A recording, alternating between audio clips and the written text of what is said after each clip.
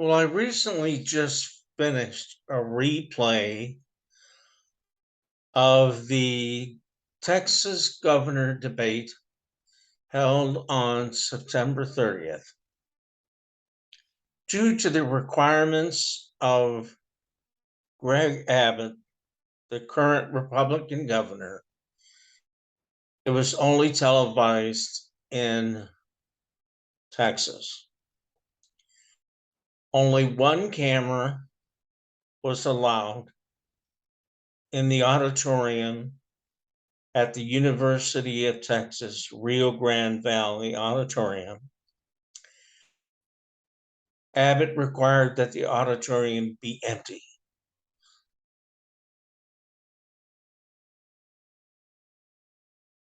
No audience.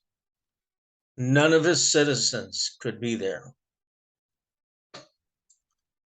He also required that Beto O'Rourke could not stand. He had to be seated. Now, the one thing I know about Beto O'Rourke, just from seeing his interactions with people, is that he's empathetic and he's compassionate. So when he sees a disabled man in a wheelchair, he's going to show compassion, which he did. He sat at a desk just like Abbott, and they both had suits on. They discussed many, many topics. But the one annoying, well, there was many annoying things about Abbott. First of all, let's get to the auditorium. The University of Texas Rio Grande Valley Auditorium is large, and he required it to be empty.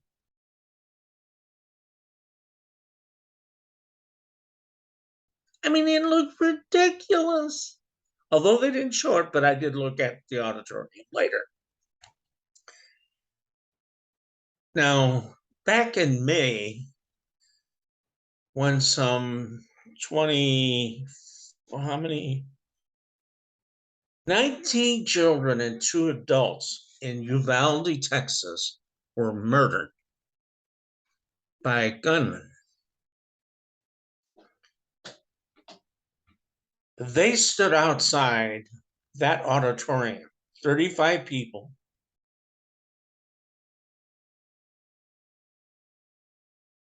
35 parents from Uvalde who drove over 200 miles to make sure they were there to support Beto O'Rourke, who had been to Uvalde 5 times since May when these poor children were murdered.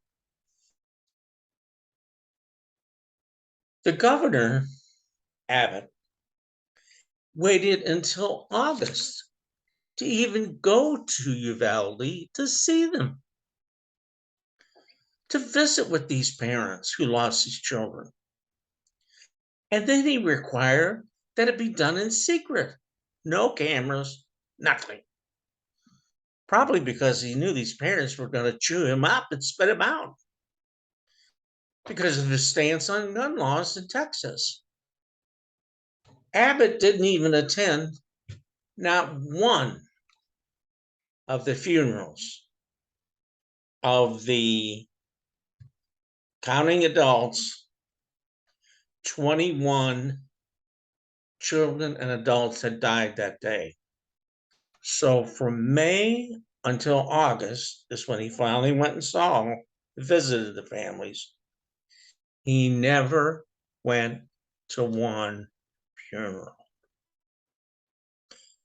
The second annoying thing about the debate is that, they would banter back and forth about their stances, gun rights, immigration, yada, yada. And Abbott's the one who sent a busload of migrants to Chicago. And on the news, that day, a farmer out west was furious because they needed the migrants to pick crops, but Abbott sends them up to Chicago.